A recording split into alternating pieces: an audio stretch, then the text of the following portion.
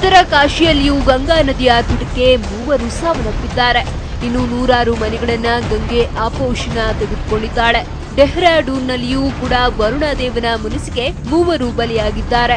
ಮಳೆ ಹಾಗೂ ಭೂಕುಸಿತದಿಂದ ರುದ್ರಪ್ರಯಾಗದಲ್ಲಿ 15 ಮುಂಜಾಗ್ರತಾ ಕ್ರಮವಾಗಿ ಉತ್ತರಾಖಂಡ ಸರ್ಕಾರ ಯಮುನೋತ್ರಿ, ಗಂಗೋತ್ರಿ, ಕೇದಾರನಾಥ್ ಮತ್ತು ಬದ್ರಿನಾಥ್ ಹಾಗೂ ಮಾನಸ ಸರೋವರ ಯಾತ್ರೆಯನ್ನ ರದ್ದುಗೊಳಿಸಿದ್ದಾರೆ.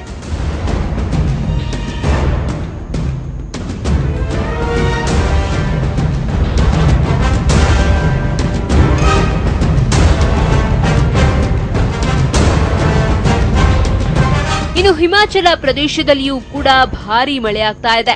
ರಾಜ್ಯದ ಬುಡಕಟ್ಟು ಪ್ರದೇಶವಾದ ಕಿನ್ನೌರ್ ಜಿಲ್ಲೆಯಲ್ಲಿ ಭಾರೀ ಮಳೆಯಾಗ್ತಾ ಇದೆ.